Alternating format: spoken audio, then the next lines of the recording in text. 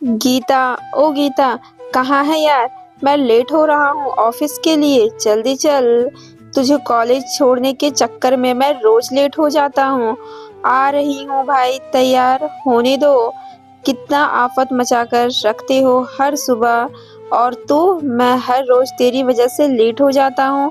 पता नहीं क्या लीपापोती करती रहती है, भूतनी बन जाती है। इतने में गीता तैयार होकर कमरे से बाहर आई।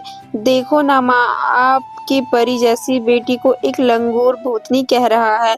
आपने भी ना माँ, क्या मेरे गले में मुसीबत डाल दी है। मैं अपने आप कॉलेज नहीं जा सकती क्या? मैं अब छोटी बच्ची नहीं हूँ जो मुझे हर वक्त सहारे की जरूरत पड़े। माँ ने कहा, तू तो मेरी परी है। यह जब तक तेरे साथ ना लड़े इसे खाना हजम नहीं होता। और अब तू बड़ी हो गई है, इसीलिए तुझे सहारे की जरूरत है।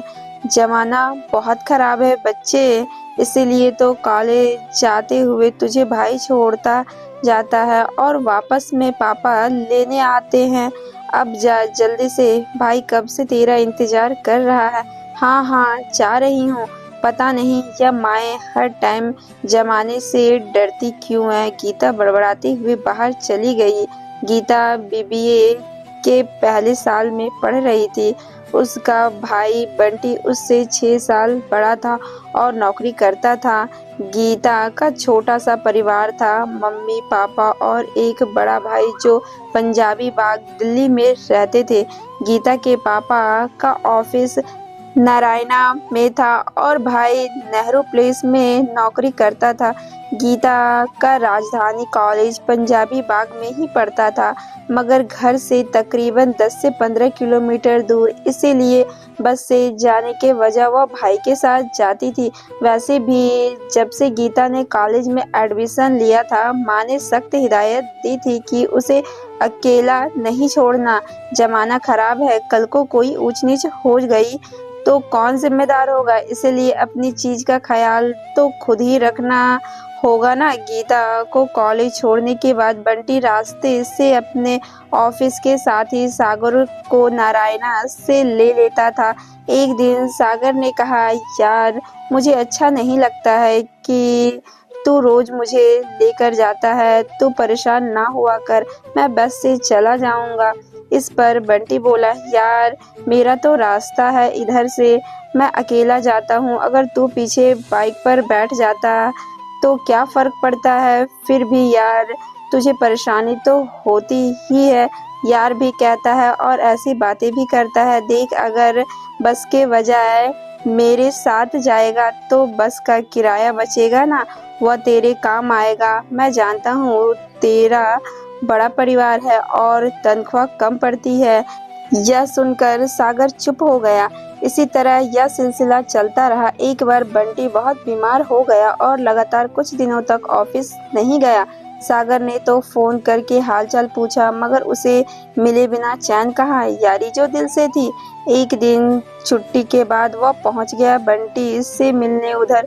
जब बंटी बीमार था तो गीता को कॉलेज छोड़ने कौन जाता, क्योंकि पापा तो सुबह सुबह ही काम पर चले जाते थे। लिहाजा गीता बस से कॉलेज जाने लगी। बंटी ने समझा दिया था कि किस जगह से और कौन से नंबर की बस पकड़नी है। वापसी में तो उसे पापा ले आते। सागर ने बंटी के घर की डोरबेल बजाई तो दरवाजा गीता ने खोला। अपने सामने 6 फुट लंबा बंदा, जो थोड़ा सांवला मगर तीखे नैन नक्श घुंघरेले बाल, जिसकी एक लट माथे पर उलझी हुई भूरी आंखें देखकर गीता खड़ी की खड़ी रह गई। यही हाल सागर का भी था। जैसे ही उसने गीता को देखा तो हैरान रह गया। उसे लगा मानो कोई शहजादी हो या कोई परी धरती पर उतर आई हो। सागर ने गीता को अपने बारे में बताया तो वह उसे भीतर ले गई। सागर बंटी के साथ बैठकर बातें कर रहा था। माँ और गीता चाय पानी का इंतजाम कर रही थी, मगर बीच बीच में सागर गीता को और गीता सागर को कनखियों से देख रहे थे। घर जाकर सागर सारी रात नहीं सो सका। इधर गीता उसके ख्यालों में खोई रही। अगले दिन गीता को न जाने क्या सूझा कि बस से कॉलेज न जाकर नारायणा बस स्टैंड पर उतर गई, क्योंकि इस शाम को वह बातों बातों में जान चुकी थी कि सागर नारायणा में रहता है, जिसे बंटी अपने साथ नेहरू प्लेस ले जाता था।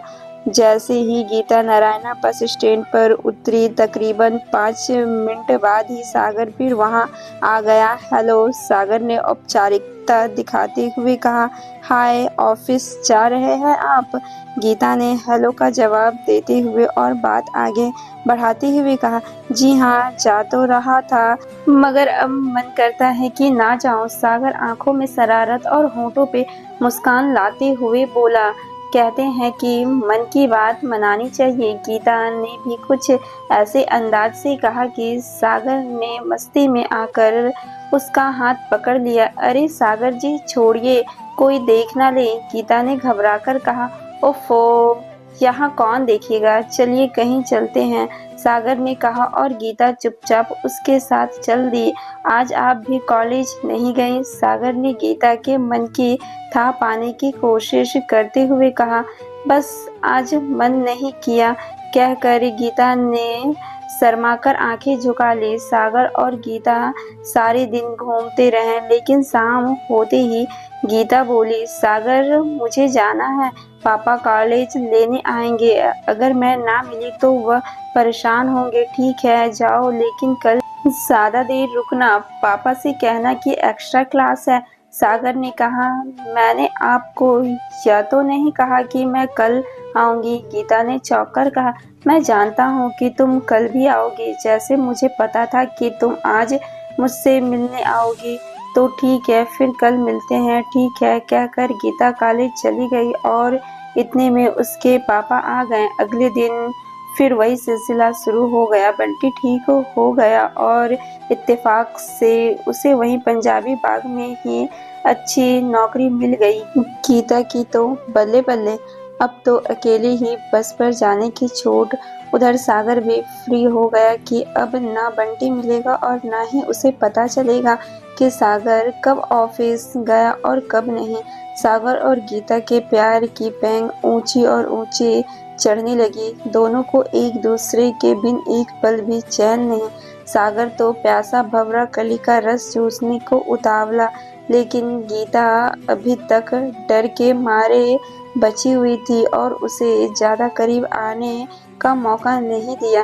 गीता चाहती थी कि सागर भाई इससे शादी की बात करे, क्योंकि गीता नहीं जानती थी कि सागर शादीशुदा है, पर बंटी जानता था। सागर हर बार गीता को कहता, तुम बंटी से अभी कुछ मत बताना, क्योंकि उसका सपना है कि वह तुम्हें बहुत बड़े घर में ब्याहे और मैं ठहरा मीडियम क्लास। वह नहीं मानेगा हमारी शादी के लिए, इसीलिए मौका देखकर मैं खुद अपनी तरीके से बात करूंगा ताकि वह मान जाए। गीता सागर की बातों पर आ गई। एक दिन भंवरे ने कली का रस चूस लिया। सागर ने प्यार से गीता को बहला फुसलाकर उसका कुंवारापन खत्म कर दिया और कर ली अपने मन की पूरी। कुछ दिन तक यह खेल फिर चलता और एक दिन गीता बोली, सागर, ऐसा ना हो कि भाई को कहीं किसी और से हमारे बारे में पता चले, इससे अच्छा है कि हम खुद ही बता दें। भाई फिर मम्मी पापा से खुद बात कर लेगा। सागर बोला, गीता, अगर तुम मेरी बात मानो तो हम कोर्ट मैरिज कर लेते हैं और फिर मैं आऊँगा तुम्हारे घर और हम दोनों बात करेंगे। जब हमारे पास कोर्ट मैरिज का सर्टिफिकेट होगा फिर कोई मना नहीं कर पाएगा। और सोचो, तुम्हें अगर बच्चा ठहर गया तब क्या कोई तुमसे शादी करेगा? तुम्हें तो तुम्हारे घर वाले ही मार डालेंगे। फिर क्या मैं जी सकूंगा तुम्हारे बिना? मुझे मौत से डर नहीं लगता, बस मेरी छोटी बहन, बूढ़े माँ बाप बेचारे किसके सहारे जिएंगे। इस तरह सागर ने गीता को समझा दिया और वह बेचारी एक दिन घर से माँ के जेवर और कुछ नकदी लेकर अपने सागर के पास चली गई। सागर, चलो कोर्ट, और अभी इसी समय शादी कर के फिर घर चलते हैं और यह लो पैसे और जेवर, जितना खर्च हो कर लो। सागर इन सब के लिए पहले से तैयार था। उसने अपना परिवार कहीं और शिफ्ट कर दिया था, नौकरी से भी इस्तीफा दे दिया था। गीता को वह अपने किराए वाले घर में ले गया। गीता ने देखा कि घर पर कोई नहीं है तो उसने पूछा, सागर, माँ बाबूजी और तुम्हारी बहन कहाँ है? यह घर खाली खाली क्यों है? ओहो गीता, मैं तो तुम्हें बताना ही भूल गया। मुझे दूसरे ऑफिस से अच्छा ऑफर आया है और मैं नौकरी बदल रहा हूँ, इसीलिए सारा सामान नए घर में शिफ्ट कराया है। माँ बाबूजी और छुटकी हमारे रिश्ते के चाचा की बेटी की शादी में गई है। तुम चिंता मत करो। आज शादी होना मुश्किल है क्योंकि अभी तक हमारी अर्जी पास नहीं आई, कल हो जाएगी। आज रात तुम यहीं रुको, कल शादी करते ही हम तुम्हारे घर चलेंगे। अभी भी ना समझ पाई गीता और सब कुछ सौंप दिया सागर को। 2 दिन बाद कमरा भी बदल लिया। इस तरह सागर कई दिनों तक गीता को बेवकूफ बनाता रहा। इधर शाम को गीता के कॉलेज में ना मिलने पर उसके पापा परेशान हो गए। उसकी सहेली से पूछा तो पता चला कि गीता तो पिछले कुछ दिनों से कॉलेज में कम ही आई है, बस शाम के समय बाहर नजर आती थी। उसे एक लड़का छोड़ने आता था। पापा सारा माजरा समझ गए। उन्होंने बंटी को बताया। वे अब मान चुके थे कि कोई गीता को बहला फुसला कर ले गया है। गीता के साथियों से पूछने पर अंदाजा लगाया कि यह सब शायद सागर की बात कर रहे हैं। सागर को फोन मिलाया तो फोन बंद मिला। सागर ने वह नंबर बंद करके दूसरा नंबर ले लिया था। बंटी जा पहुंचा सागर के घर। वहां से पूछताछ की तो मकान मालिक ने बताया कि बीबी को पहले ही मायके भेज दिया था। वह एक लड़की लाया था। 2 दिन बाद उसे लेकर कहाँ गया पता नहीं। लड़की के हुलिये से वे समझ गए कि गीता ही थी। बंटी को अपने दोस्ती पर अफसोस होने लगा कि उसने आस्तीन में सांप पाल लिया था। इधर गीता भी असलियत जान चुकी थी। अब वे सागर से छुटकारा पाना चाहती थी। सागर सुबह काम पर जाता तो बाहर से ताला लगाकर जाता। उधर गीता का परिवार उसे ढूंढकर थक चुका था। इश्तेहार छपा दिया गया ताकि गीता का कहीं से कोई तो सुराग मिले। एक दिन सागर तैयार हो रहा था कि ऑफिस से फोन आया कि अभी पहुंचो। वह जल्दी से ताला लगाना भूल गया। गीता के लिए यह अच्छा मौका था। वह भाग निकली और जा पहुंची अपने घर। उसने अपने किए की माफी मांगी। घर वालों से तो गीता को माफी मिल गई, पर आस पड़ोस के लोगों ने उसका जीना मुहाल कर दिया था। गीता के पापा ने यह घर बेचकर रोहिणी में जाकर नए सिरे से जिंदगी की शुरुआत की, मगर वहां भी वे जिल्लत की जिंदगी जिए। ना कहीं गीता का रिश्ता तय होता था और ना ही कहीं बंटी का।